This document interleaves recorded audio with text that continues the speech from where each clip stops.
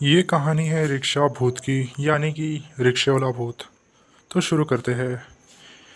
दीपक जब बहुत देर हो गई थी तो दिन रात सफ़र करता था रिक्शे में। तो और नाइट का काम करता था ना, तो उसे लेट हो जाता था। तो एक बार की बात है कि उसे कुछ पार्ट टाइम जॉब ज़्यादा ही करना पड़ा था, तो इसकी वजह से वो 2 बजे छूटा। फिर वो बोला, हे भगवान, अभी रिक्शा कहाँ पर मिलेगा? रात के 2 बज चुके हैं। अब मेरे पास कोई रास्ता भी तो नहीं है, मुझे इंतज़ार करना होगा। फिर उसे एक रिक्शा दिखाई दिया, पर रिक्शे में जैसे ही बैठा वो बोला, कहाँ जाना है? मुझे मेरे घर पर छोड़ दो। तो उसने रिक्शे वाले ने छोड़ दिया। तो कितना बस, हाँ भाई, 100 रुपया हो गया। तो 100 रुपया उसने दीपक ने उसे दे दिया। दीपक बोल रहा था कि आप इतने 2 बजे तक रिक्शा चलाए, क्या करूँ? मेरे पास पैसा कमाने के लिए कोई रास्ता नहीं, इसके लिए लेट लेट रिक्शा चला के अपना घर संभालता हूँ। हाँ, मैं समझ सकता हूँ, सब काम धंधे वाले ही है इधर। हाँ, ये भी तो बात है, अभी काम नहीं करेगा तो कोई नहीं देने वाला अपन को। मैं समझ सकता हूँ। तो कभी कभी लेट होगा तो तुम मिलोगे ना? हाँ, मिलूँगा ना। हम हमारे रिक्शे में तुम्हें ज़रूर छोड़ेंगे अपने अपने घर पर, ठीक है? फिर जैसे ही दीपक अपने घर चला गया, उसके पेरेंट्स बीरेंट्स सब खुश हो गए और वो रात के वक्त सो गया और सुबह उठा। फिर वो जॉब के लिए फिर से निकल पड़ा अपने घर में से। फिर इस बार उसे 6 बजे छोड़े रात के। अरे 6 बजे ना, चलते चलते जाता हूँ, उसमें क्या, टाइम भी बीत जाएगा और किसी का लफड़ा भी नहीं होगा। दीपक का घर 2 घंटे पहले आता है, इसके लिए दीपक चलते चलते बोला, एक वॉकिंग करते करते मैं पहुँच जाऊँगा। तो जैसे ही दीपक चल पड़ा तो उसे रास्ते में किसी की तो आवाज़ आने लगा। दीपक बोला कि अरे इतने 7-8 बजे कौन डरने का, मैं जाके देख लूँ क्या? फिर दीपक ने कुछ ऐसा देखा कि उसके होश उड़ गए। दीपक ने देखा कि एक डायन उधर खून पी रही थी एक आदमी का। ये सब देखकर दीपक के होश उड़ गए। दीपक बहुत तेज़ी से भागने लगा वहाँ पर। फिर वो घर पे आके उसकी सांस रुकी। बोले, उसके घर वाले बोले, क्या हो गया? अरे मैंने कुछ ऐसा देखा कि मुझे डर लग रहा है। तू बताएगा तो भी समझ में आएगा हमें, पर मुझे कुछ पता नहीं चल रहा। दीपक इतना डर गया था कि वो घर वाले तो लोग को बताया नहीं कि उसने उसके साथ क्या हो गया। फिर दीपक सुबह ड्यूटी की तरफ जा रहा था, मतलब पार्ट टाइम जॉब जा रहा था। तो फिर बोला, अरे, उसके दोस्तों ने पूछा, क्या हुआ दीपक? अरे कुछ नहीं, मुझे एक रात में डायन दिखी और वो खून पी रही थी एक आदमी का। तेरा नहीं पिया? नहीं, मैं भाग गया वहाँ से। शुक्र है मेरी जान तो बच गई, नहीं तो मेरे साथ भी होता था तो मेरे को कौन बचाने आता था। दीपक बोला कि अब क्या करूँ मैं, क्या करूँ, रात में जाऊँ या ना जाऊँ? अगर डायन ने मुझे पकड़ लिया तो? अरे इतना डरता क्यों है? एक बार तो देख, सब लोग को सामना करना ही पड़ता है। हाँ, ये बात भी है, पर क्या कर सकते हैं, अभी वो इंसान थोड़ी ना है, भूत है वो। फिर दीपक बोला कि उसके दोस्तों ने बहुत समझाया दीपक को। बोला कि दीपक देख, ऐसा नहीं होता, तुझे रात में जाना ही पड़ता है, तेरा घर भी बहुत लंबा है, 2 घंटे का रास्ता है, तू कैसे जा पाएगा यहाँ से?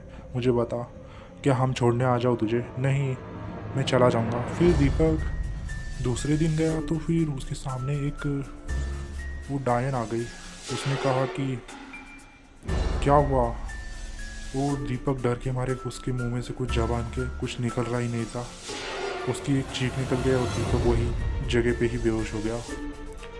फिर सुबह हो गई तो वहाँ से ही काम पर चला गया। बोला अभी घर जाने की क्या ज़रूरत? उसके दोस्तों बोले, अरे दीपक, तूने कपड़े चेंज नहीं किए? अरे हाँ, मैं घाई घाई में आ गया, क्या करूँ, मेरे साथ ऐसे। अरे दीपक, ऐसा ये सब हादसे कैसे हो रहे हैं?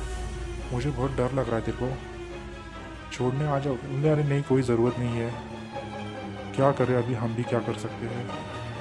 मैं तो बोल रहा हूँ कि इसको छोड़ देते यहाँ पर और हम चले जाते। क्या दोस्त है, किसी काम की नहीं। मेरे टाइम पे कोई भी नहीं आया, मुझे अकेले ही जाना होगा। अब क्या कर भी क्या सकता हूँ मैं। इस बार दीपक को 3 बजे छोड़े रात के।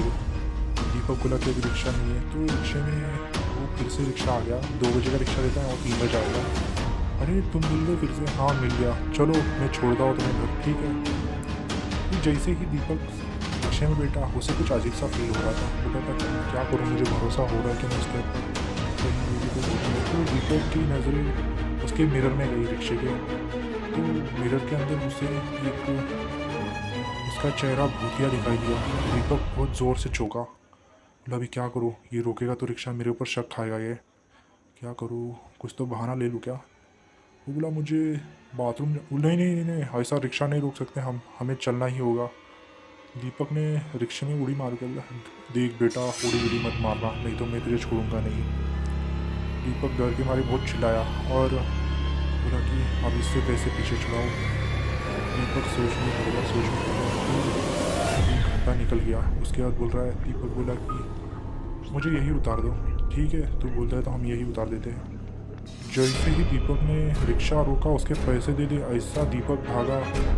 उसके बाद सब लोग को बुला कर लेके आ गया, उसके दोस्तों को, सब लोग को बोला कि देखो यही डायन है जो सब लोग का खून पी रही है, एक भूतिया रिक्शा इसका भी।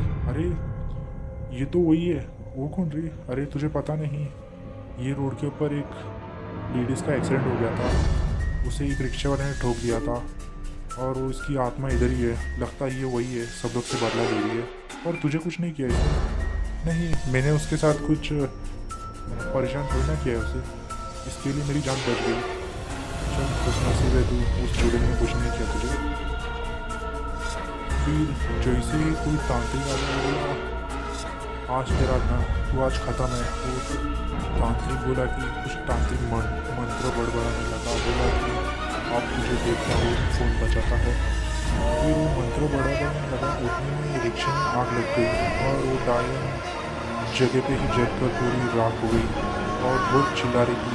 उसकी आवाज़ सुन के सब लोग के कान के पर्दे खुल गए, इतना आवाज़ चिल्ला रही थी। बोले कि मेरी जान कैसी गई, इस तांत्रिक ने मेरी जान ले ली। तो दीपक को समझाया, दीपक इतनी रात में किसी के साथ मत जाया कर, मैं भी तेरे को नहीं कर सकता। दीपक डर गया, बोला अभी कभी सफ़र नहीं करूँगा, कभी आना जाना रहे तो टाइम पे जाऊँगा, टाइम पर आऊँगा। तो दीपक तभी से नाइट में घूमने का बंद ही कर दिया उसने, तभी से किधर जाता ही नहीं दीपक। हे दोस्तों, ये कहानी कैसी लगी आपको? नहीं है तो चैनल को सब्सक्राइब कर दो और बेल आइकन दबाना ना भूलें हमारे लेटेस्ट वीडियो के लिए। कमेंट में बताओ कहानी कैसी लगी, शेयर करो और कमेंट करो, और आपकी कहानी तो मैं उसके ऊपर भी काम करूँगा। तब तक के लिए लाइक और शेयर और अपने फैंस और दोस्तों में फैला दो। मैं मिलता हूँ आपको अगली कहानी में।